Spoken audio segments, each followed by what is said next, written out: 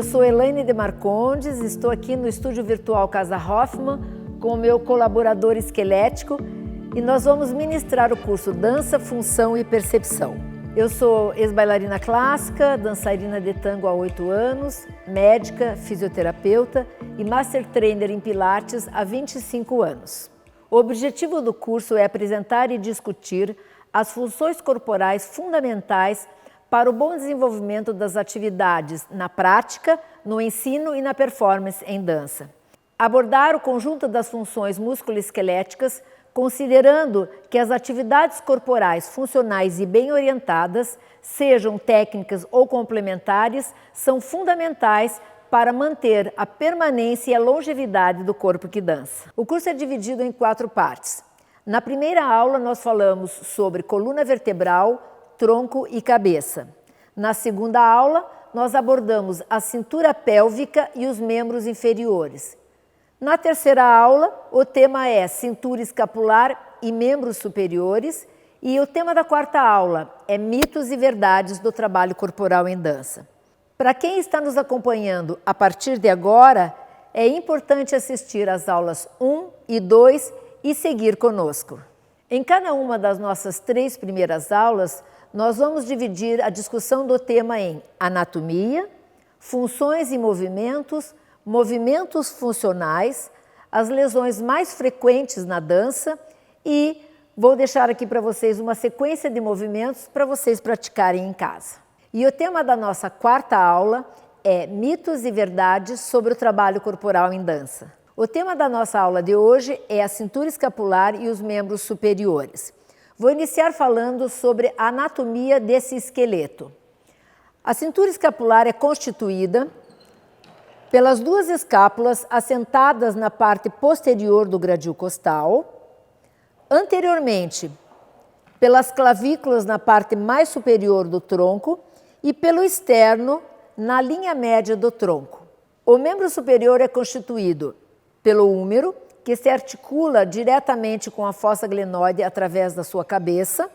No antebraço nós temos o rádio e a una e finalmente os 27 ossos da mão. Em relação às superfícies articulares que se organizam na cintura escapular, nós temos anteriormente a articulação da clavícula com o externo, a articulação da clavícula com a escápula.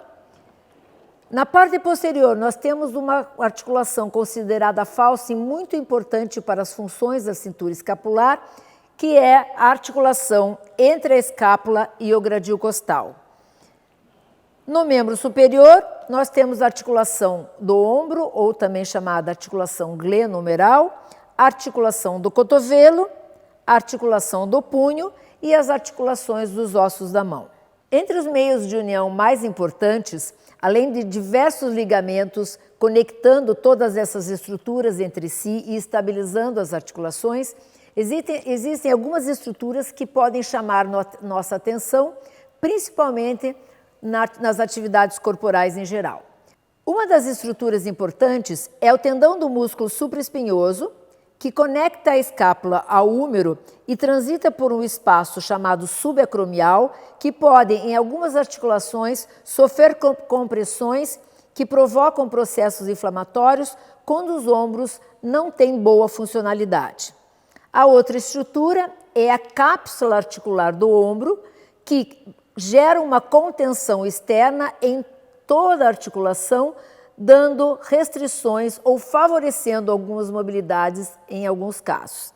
E, finalmente, nós temos o retináculo dos músculos no punho, que gera contenção entre a musculatura do antebraço e das mãos, provocando um divisor de águas entre eles. Em relação ao sistema muscular responsável pela produção dos movimentos na cintura escapular, nós temos, em relação às escápulas, músculos que conectam posteriormente as escápulas entre si, músculos que se inserem por baixo da escápula, músculos que se inserem na parte superficial da escápula, em cima e abaixo da espinha. Em relação ao membro superior, nós temos músculos que produzem movimento e se inserem na parte anterior do braço, na parte posterior do braço, na parte anterior do antebraço, na parte posterior do antebraço e músculos que movimentam a mão, alguns que se originam no antebraço e se inserem na mão e outros pequenos músculos que produzem os movimentos mais refinados dos membros superiores que se originam e se inserem nas mãos. Os movimentos que são produzidos em qualquer região do nosso corpo acontecem em 3 planos funcionais. No sentido anteroposterior, que nós denominamos de plano sagital, no sentido laterolateral, que nós denominamos de plano frontal, e no sentido superinferior, que nós denominamos de plano transversal. Vamos ver agora a aplicação desses movimentos produzidos na cintura escapular e nos membros superiores. A escápula funciona em diferentes posições, primeiro, fazendo movimentações de elevação e depressão, deslizando sobre o gradil costal, movimentos de abdução e adução, se afastando e se aproximando da linha média, movimentos de rotação superior e inferior, deslizando novamente sobre o gradil costal e movimentos de inclinação anterior.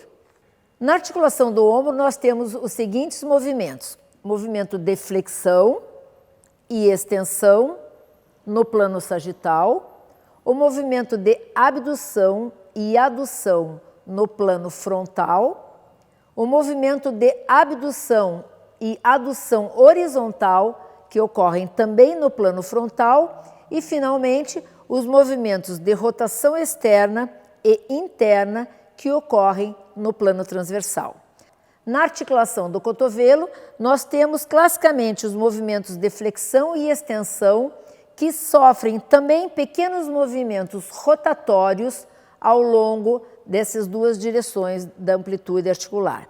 Os movimentos do antebraço são movimentos no plano transversal de supinação e pronação. Na articulação do punho, nós temos o movimento de supinação e pronação, que ocorre pelo deslizamento do rádio sobre a una e da una sobre o rádio. E, finalmente, entre os ossos da mão, nós temos movimentos em todos esses planos de flexão, extensão, abdução, adução dos dedos e o rico movimento da oponência do polegar com cada um dos dedos, responsável por alguns níveis da nossa coordenação fina. Uma função essencial da cintura escapular e dos membros superiores, em oposição ao que acontece na cintura pélvica, que está comprometida com o nosso aterramento sobre o solo para reconhecer os estímulos da superfície e favorecer o nosso deslocamento, a cintura escapular e os membros superiores estão comprometidos com o floating dessa superfície em direção ao topo da cabeça, favorecendo as nossas intervenções no mundo por meio dos membros superiores. Quando nós mencionamos a cintura escapular e suas funções, nós precisamos considerar que o apoio das escápulas sobre o gradil costal na parte posterior do tórax está diretamente relacionado com a mobilidade torácica durante a respiração.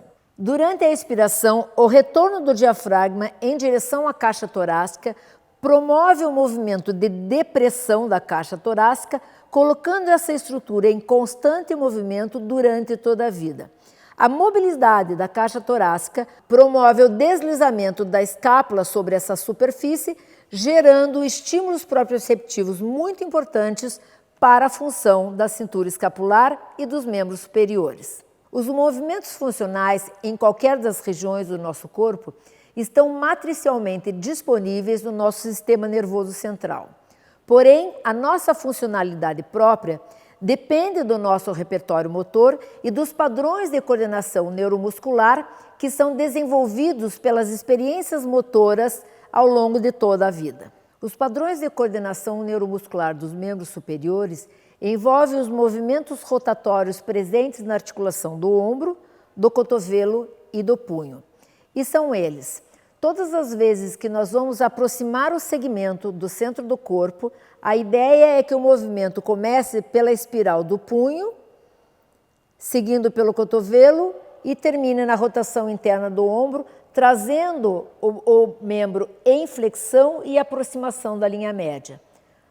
Para o padrão de coordenação inverso, nós temos o movimento iniciando pela rotação externa do ombro, pela extensão do cotovelo e pela supinação do antebraço. Então, punho, cotovelo e ombro, aproxima o segmento da linha média, ombro, cotovelo e punho, afasta o segmento da linha média.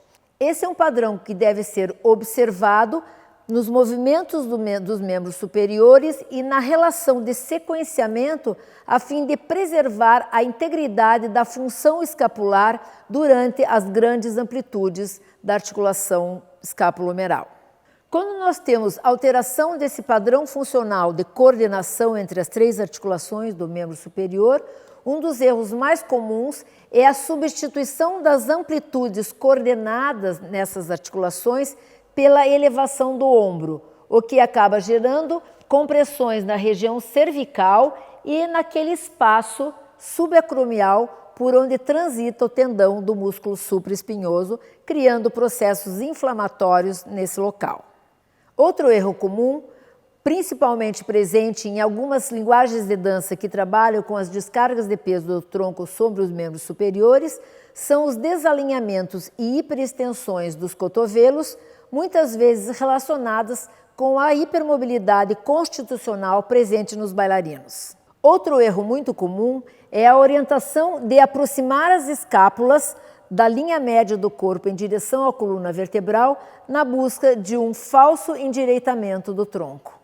As lesões mais frequentes provocadas pelas práticas de dança em geral são as distensões musculares dos músculos estabilizadores da escápula, as lesões tendinosas pela compressão do espaço subacromial e as lesões articulares que cursam com luxação da articulação do ombro quando são traumáticas ou provocadas pela hipermobilidade no caso de alguns bailarinos.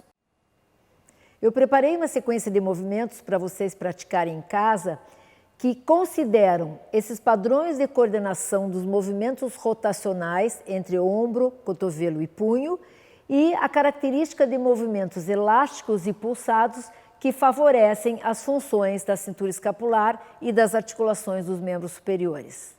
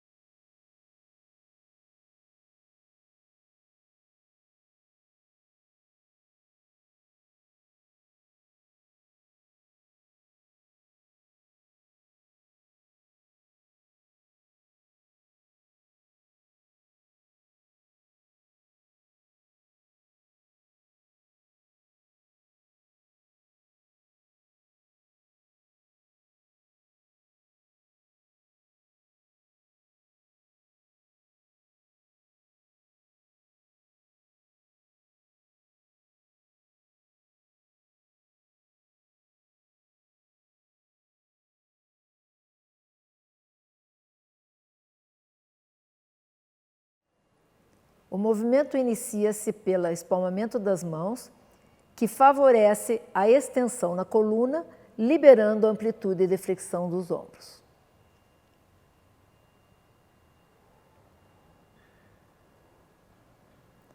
O movimento associado da cabeça libera possíveis compressões no movimento dos ombros ao nível da coluna cervical.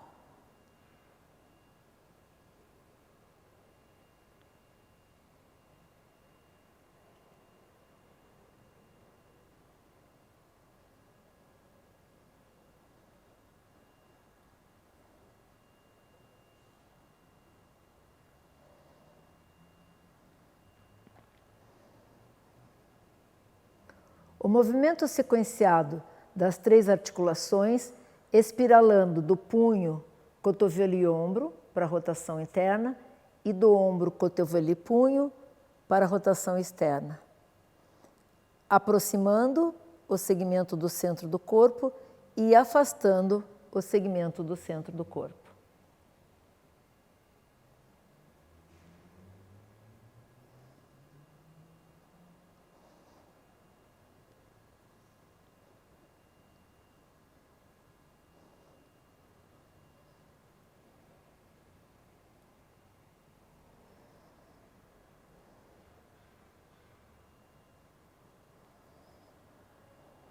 O movimento começa pela rotação externa dos ombros para afastar os braços do centro do corpo. O movimento começa pela espiral interna dos punhos para aproximar os braços do centro do corpo.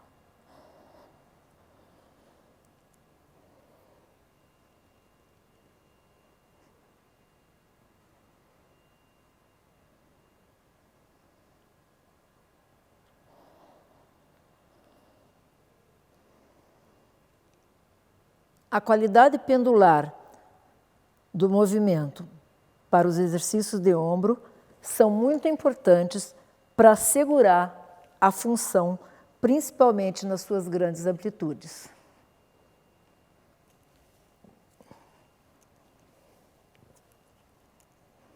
Da mesma forma, os movimentos pulsados em oposição são importantes para a preservação da sua função. É importante lembrar que a função respiratória pode assistir à movimentação dos ombros todas as vezes que na inspiração o tórax expande e favorece o afastamento dos segmentos da linha média do corpo. E durante a expiração, a depressão do tórax favorece a aproximação dos braços da linha média do corpo.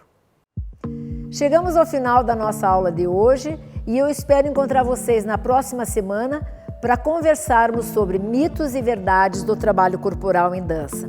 Até lá!